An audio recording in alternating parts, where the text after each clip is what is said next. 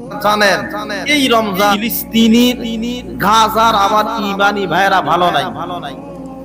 আপনারা জানেন ফিলিস্তিনির মুসলমানদের উপরে গত কয়েকদিন আগে যে হামলা গিয়েছে এটা কল্পনাবিহীন।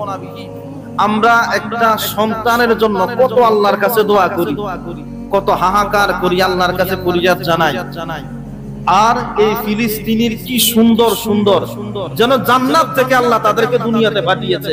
এত সুন্দর সুন্দর বাচ্চাদেরকে সরাসরি গুলি করে, বোমা হামলা করে একটা গ্রাম, একটা উপজেলা, একটা শহরকে মুহূর্তের মধ্যে তছনছ করে দিচ্ছে।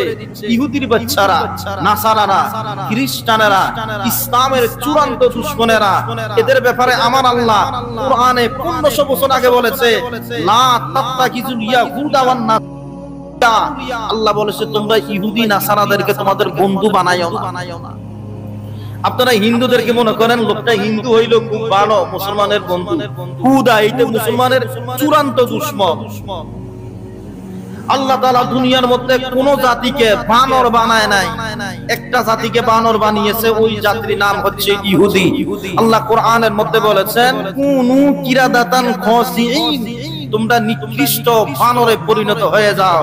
এই ইহুদিরা আমাদের ফিলিস্তিনি ভাইদের উপরে প্রত্যেকটা রমজানে, তারাবির নামাজে, ঈদের নামাজে, তাদের ঘরের মধ্যে, ইভেন হাসপাতালের মধ্যে পর্যন্ত তারা হামলা করে যেন তারা সুস্থ হতে না পারে।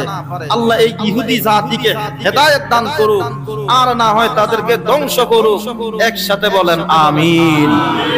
ইসলাম মানবতার ধর্ম, শান্তির ধর্ম, রহমতের ধর্ম।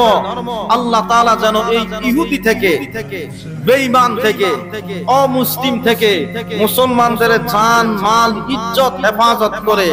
ছোট ছোট বাচ্চাদের শরীরটা যখন রক্তাক্ত দেখা যায়, একটা বাচ্চাকে দেখলাম তার মা বাবা সাদা কাপড়ের প্যাকেট করে মাটির মধ্যে শোয়াই দিচ্ছে, কবরে রাখতেছে যেন বাচ্চাটা আরামে ঘুমাচ্ছে। মানে মরা, এটা বোঝা যাচ্ছে না এটা কি মানুষ?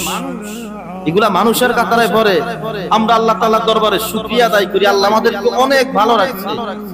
আল্লাহ আমাদেরকে এত পরিমাণ ভালো রাখছে, আমরা শুকরিয়া আদায় করে শেষ করতে পারবো না।